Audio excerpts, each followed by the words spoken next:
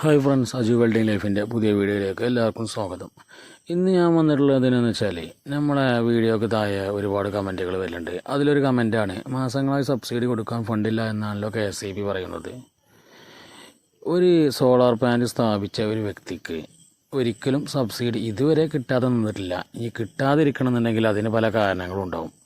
അതിലൊന്നാമത്തെ കാരണമാണ് നമ്മളെ MNRE subsidy സ്കീമിൽ അപേക്ഷിക്കുന്ന ആളെ പേര് തന്നെയാണോ KSEBയിൽ രജിസ്റ്റർ ചെയ്തിട്ടുള്ളത് എന്നുള്ളത് നോക്കണം. അത് തെറ്റായ രീതിയിലാണെന്നുണ്ടെങ്കിൽ നമുക്ക് സബ്സിഡി കിട്ടൂല.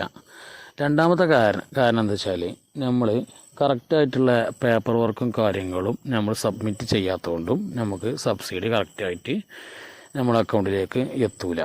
ഇതുകൊണ്ട് ഒക്കെ തന്നെയാണ് സബ്സിഡി കിട്ടിയിട്ടില്ല എന്നുള്ളത് പറയുന്നത്. നമ്മൾ വർക്ക് ചെയ്ത എല്ലാ സൈറ്റിലും കറക്റ്റ് 45 ദിവസം അല്ലെങ്കിൽ 50 ദിവസം അതിൻ്റെ ഉള്ളിൽ സബ്സിഡി അക്കൗണ്ടിലേക്ക് കയറുന്നുണ്ട്.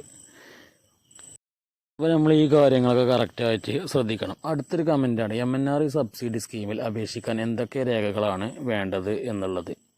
അതിനായിട്ട് നമുക്ക് വേണ്ടത് 6 മാസത്തെ ഏതെങ്കിലും ഒരു കറണ്ട് ബില്ല്, പിന്നെ MNRE സബ്സിഡിയിൽ അപേക്ഷിക്കുന്ന ആളെ ആധാറിൻ്റെ കോപ്പി, പിന്നെ പ്ലാന്റ് ചെയ്യുന്ന വെണ്ടറുമായിട്ടുള്ള ഒരു അഗ്രിമെൻറ്റ്, പിന്നെ ഇൻസ്റ്റാൾ ചെയ്തതിന് ശേഷം അടുത്ത് നിന്നുള്ളൊരു ഫോട്ടോ നമ്മൾ ചെയ്തു കൊടുക്കണം, അത് അപ്ലോഡ് ചെയ്യേണ്ടതുണ്ട്.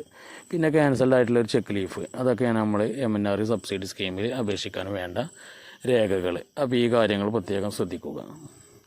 അപ്പോൾ നമ്മൾ പ്ലാന്റൊക്കെ വീട്ടിൽ ചെയ്യാൻ ഉദ്ദേശമുള്ളത് നമ്മൾ കമ്പനിയെ തിരഞ്ഞെടുക്കുമ്പോൾ നല്ല കമ്പനിയെ തന്നെ തിരഞ്ഞെടുക്കുക. അത് നല്ല ക്വാളിറ്റിയോടും ഗുണമേന്മയോടും കൂടി ചെയ്തു തരുന്ന കമ്പനിയെ തന്നെ തിരഞ്ഞെടുക്കുക. നമുക്ക് 10-30 വർഷമൊക്കെ വാറൻറ്റിയുള്ള പാനലും കാര്യങ്ങളൊക്കെ ചെയ്യുമ്പോൾ അതിൻ്റേതായ നല്ല രീതിയിലുള്ളൊരു സ്ട്രക്ചറും കൂടി നമുക്ക് ചെയ്യേണ്ടത് ആവശ്യമുണ്ട്.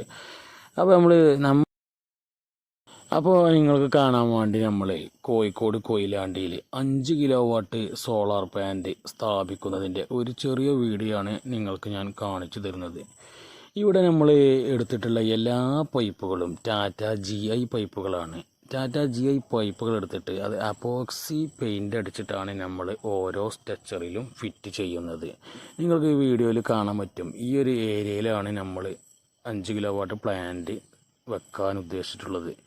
കറക്റ്റായിട്ട് ജനറേഷൻ കിട്ടുന്ന സ്ഥലത്താണ് നമ്മൾ പ്ലാന്റ് ചെയ്യേണ്ടത്. അതിൻ്റെ ചെരിവും കാര്യങ്ങളൊക്കെ നോക്കിയിട്ട് കറക്റ്റായിട്ട് തന്നെ സ്ട്രക്ചർ ചെയ്യണം. എന്നെങ്കിൽ മാത്രമേ നമുക്ക് 5 കിലോവാട്ട് സോളാർ പാനലാണ് നമ്മൾ ചെയ്തിട്ടുള്ളതെന്നുണ്ടെങ്കിൽ ഒരു 24 യൂണിറ്റ് വരെ നമുക്ക് മാക്സിമം കിട്ടണം. അത് കിട്ടണമെങ്കിൽ കറക്റ്റായിട്ട് ജനറേഷൻ കിട്ടുന്ന സ്ഥലത്ത് തന്നെ ചെയ്യണം.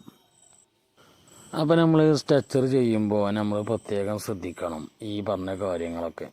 ഇപ്പോൾ നമുക്ക് എത്ര കിലോവാട്ടിന് എത്രയാണ് സബ്സിഡി കിട്ടലെന്നൊക്കെ ഓരോരുത്തർ നമ്മൾ ചോദിക്കലുണ്ട്. 78,000 രൂപയാണ് ഇപ്പോൾ നിലവിൽ സബ്സിഡി ഉള്ളത്. 5 കിലോവാട്ടായാലും 3 കിലോവാട്ടായാലും 8 കിലോവാട്ടായാലൊക്കെ 78,000 രൂപയാണ് ഇപ്പോൾ നമുക്ക് സബ്സിഡി ഉള്ളത്. അപ്പോൾ നിങ്ങൾ ഈ വീഡിയോയിൽ കാണുന്നുണ്ടാവും കറക്റ്റായിട്ട് വാക്ക് വേയും കാര്യങ്ങളൊക്കെ ചെയ്തത്. നമുക്ക് പാനലും കാര്യങ്ങളൊക്കെ സർവീസ് ചെയ്യാനും ക്ലീനിങ് ചെയ്യാനൊക്കെ നമുക്ക് ഈ പാനലിൻ്റെ സെൻറ്ററിലൂടെ നമുക്ക് കയറി നടക്കൽ അത്യാവശ്യമാണ്. അപ്പോൾ ഈ വീഡിയോയിൽ നിങ്ങൾക്ക് കാണാൻ പറ്റും വാക്ക് വേ ഒക്കെ കറക്റ്റായിട്ട് ചെയ്തത്. വാക്ക് വേ ഒക്കെ കയറാനുള്ള ഒരു കോണിയൊക്കെ ഇതിൽ സെറ്റ് ചെയ്തെടുത്തത് നിങ്ങൾക്ക് കാണാൻ പറ്റും.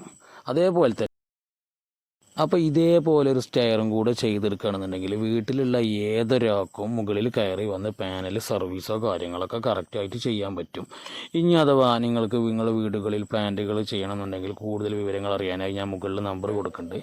ആ നമ്പറിൽ വിളിച്ചാൽ സബ്സിഡി സ്കീമിനെ പറ്റിയും കൂടുതൽ വിവരങ്ങൾ അറിയാൻ പറ്റും. അപ്പോൾ ആ മുകളിൽ കാണുന്ന നമ്പറുകൾ നിങ്ങൾ വിളിച്ചോളി. വീഡിയോ ഇഷ്ടപ്പെട്ടവർ ലൈക്ക് ചെയ്ത് നിങ്ങളുടെ കൂട്ടുകാർക്ക് വീഡിയോ അയച്ചു കൊടുത്ത് സപ്പോർട്ട് ചെയ്യുക. Okay, thank you.